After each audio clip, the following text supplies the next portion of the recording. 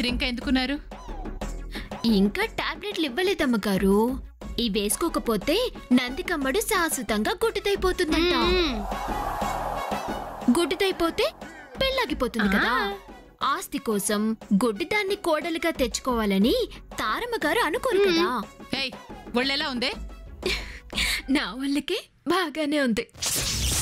మీ కూతుర్ని ఒళ్ళు దగ్గరెట్టుకోమని చెప్పండి.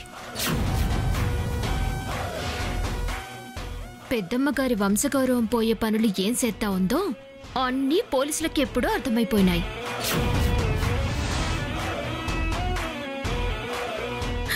కొన్ని సాక్ష్యాలు దొరికితే చాలు, వెనకాల ఎంతమంది ఉన్నారో అంతా జైల్లో చిప్పు కుడుతుంటారు. 11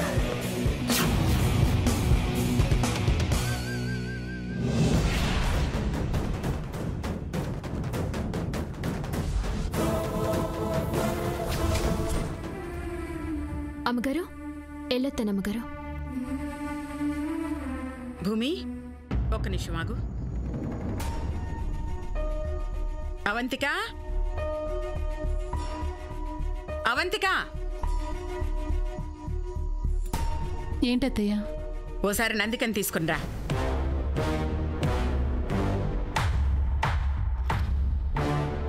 వినబడిందా? వినపడింది అత్తయ్య.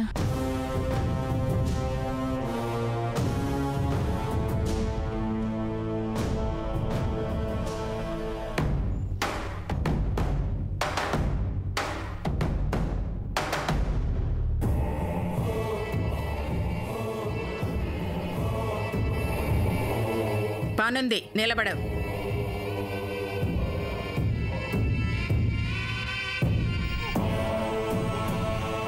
నేను ఎవరి రుణాన్ని ఉంచుకోను. ఏ దోషానికైనా పరిహారం చేయకుండా ఊరుకోను. నాలాగే నీ కుటుంబ సభ్యులు కూడా ఆ ఆనవాయితీని మర్చిపోకూడదు కదా. అందుకే నీ రుణాన్ని తీర్చుకోవాలని పిలిపించాను. నా రుణం ఏంటమ్మగారు? నానే జీవితాంతం మీ పాదాలకు సేవ చేసుకున్న రుణం తీరదే. అట్టాంటిది మీ కుటుంబం నాకు రుణపడ్డం ఏంటమ్మగారు? రుణం ఏంటనేది తర్వాత చెప్తాను. ముందు నువ్వు ఒక పని చేయాలి. ఏటమ్మగారు? నేను చెప్పించేస్తావా? మీరు చెప్పాలి కానీ ఏదైనా కాదన్ను. వెనకాడవు కదా? వెనకాడను. నువ్వు నాకు మాటిచ్చావు. అసలేం చేయాలమ్మగారు? నందిక చెంప మీద చాచు పెట్టుకొట్టు. నందిక చెంప మీద చాచు పెట్టుకొట్టు. చాచు పెట్టుకొట్టు.